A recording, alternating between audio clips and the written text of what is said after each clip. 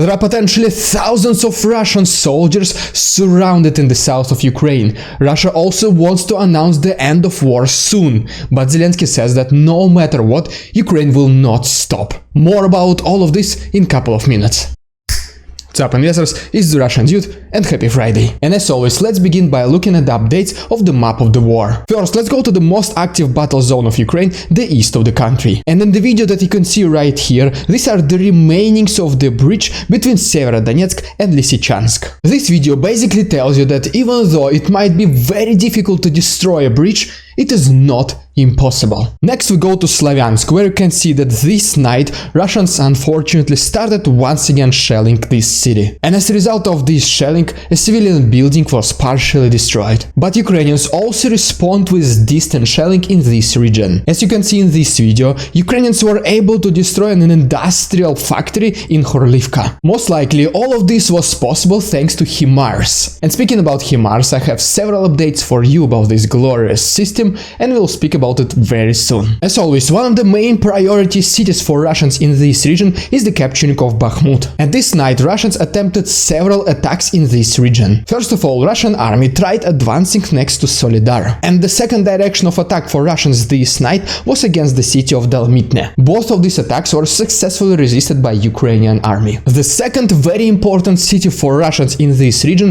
is Seversk. And this night Russians tried advancing next to Verkhnokamenskaya and Belogorivka. And once again, Ukrainian army was successful in resisting these attacks. However, Russians did achieve a little bit of success this night. As you can see, they were able to capture a little bit of land to the west of Vladimirka. And while I'm going to the extremely successful region for Ukrainians in this war, the south of the country, please consider liking this video and subscribing my channel if you like this style of daily updating. Alright, so first of all we have this footage of so-called kamikaze drone that Ukrainians used to destroy this small tent city of Russians next to Zaporozhye nuclear power plant. As a result of this attack, this so-called tent city was caught on fire, which resulted in the destruction of weapons, ammunition and even Grad artillery system. The next stop brings us to Novokakhovka, where according to this video we can see that Russians are launching their missiles. And potentially the target of these missile attacks was the city of Apostolove, where unfortunately, as you can see according to this video,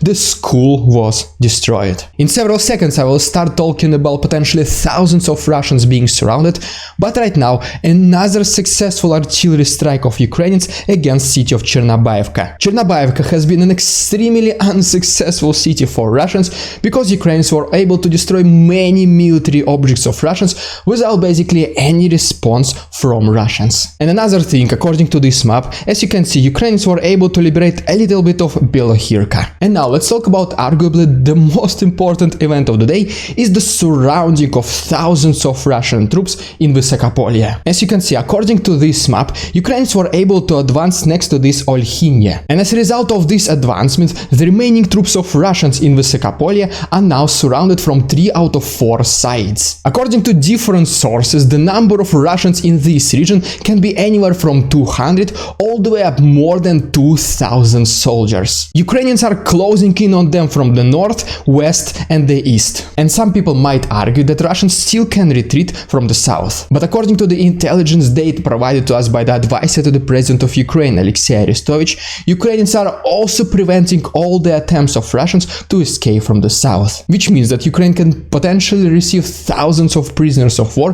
which can be used later in negotiations with Russia. Assuming the Russian government will care about these people and will want to return them home. As you can see, right now Russians are struggling so much in this war, and there are even talks inside Russia that Putin might want to end this war as soon as possible, and I'll talk about it very soon. But for now, let's go quickly to Odessa, where earlier this morning Ukrainian anti-aircraft defense system was able to destroy the Russian drone, which potentially was just surveilling. And right now, a couple of words about glorious HIMARS system. As soon as Ukraine received these high-mobility artillery rocket systems from the west, they were effectively using them against against Russians. And just previous day alone, Ukrainians were able to destroy 5 military objects of Russians, 3 in the south and 2 in the east. Among these military objects were military headquarters and military warehouses. And the ones which were destroyed in the south were located in Berezlavl, in Kherson, and the last one was in Skadovsk. And the last 2 remaining which were destroyed in the east were in Donetsk and in Yasinovuta. And so you might already know that right now Ukraine has approximately a dozen of HIMARS. And today the president of the US, Joe Biden, signed a new package of military support for Ukraine, which includes 5 more HIMARS. But America also made a statement that they will not give Ukraine high-range missiles for HIMARS. And the reason for this is so that Ukraine cannot attack the territory of Russia, which potentially can create even bigger war. Alright, so pretty much as you can see, Ukraine at this very moment is unstoppable. And because of this, one of the things that Russians want to do as soon as possible is to call for these separation/independence referendums in Luhansk and Donetsk. These referendums set to happen approximately in the middle of September, and besides this, the people who live in these regions will be eligible to receive Russian passports. Which obviously, and Western countries already mentioned this, that these passports will not be recognized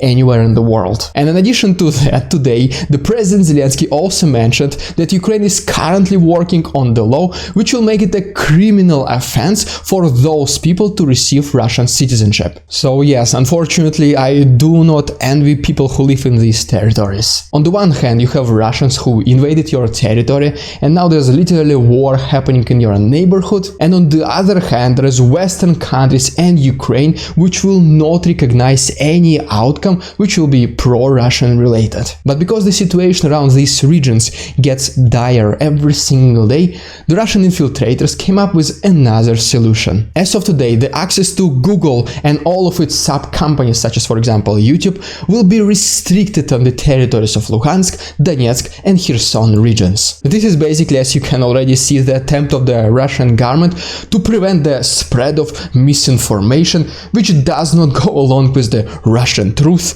in these regions. All this once again only confirms the fact that Russia understands that the time is on Ukraine's side. That's why they want to finish this war as soon as possible. According to some sources which are relatively close to Vladimir Putin, he wants to announce the victory in this war on October 7th. And one of the potential reasons why this specific date was selected, it is because it is his birthday. And this year he will turn 70, and people like him, they just like to give themselves big presents on their big anniversaries. In response to that and many other statements that Russia wants to slow down this war, President Zelensky said that Ukraine will not stop. Zelensky also mentioned that he knows that Ukraine is dominant at this very moment, which basically means that giving this break to Russians means that they will have time to regroup and basically catch their breath. But what Ukraine actually needs to do at this very moment is to increase its pressure against Russians. Because right now they're as vulnerable as ever, and potentially this is one of the best chances for Ukraine. And by the way, here is a little bit funny part. Recently, the president of Belarus, Alexander Lukashenko,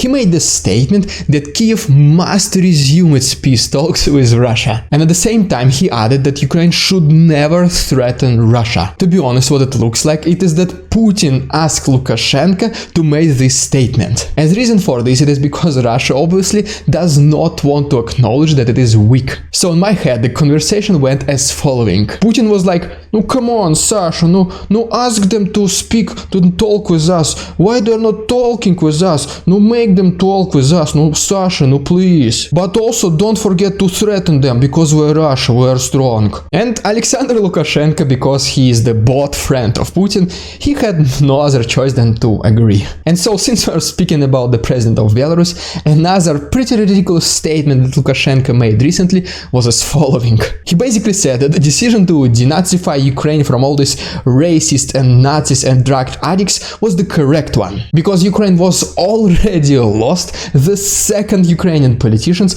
stopped following the principles of a Slavic culture. So yes, once again, you heard me right, so listen to this. He said that the reason why Ukraine needs to be denazified from all these Nazis and racists, it is because they are no longer true Slavic people. So yes, he's basically saying that these people are not good representatives of the race, that's why they need to be denazified. Sounds familiar, right? One sip of Russian tea for his mind-blowing logic.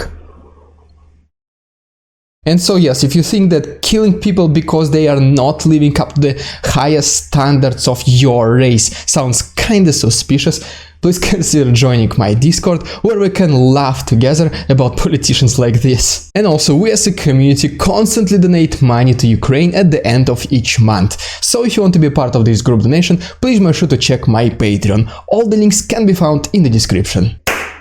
Welcome to another episode of Ridiculous Russian Propaganda. And today we have this babushka fortune teller who was talking about the future for Europe and America. And yes, you guessed it right, she was broadcasted on state channels. So what happens is that she basically uses all these items that were given to her by her grandmother. And among these items is the bird totem, the crystal, the water which was collected from the neighboring river, and the grass which was collected during full moon. And yes, she reinforces the fact that the only reason this fortune telling was working, it is because this grass was specifically collected during the full moon. And so she starts her ritual and she immediately sees 3 horsemen. And these horsemen, as you might already guessed it, are the famine, war and plague. Then babushka starts panicking and she is saying that these horsemen are running into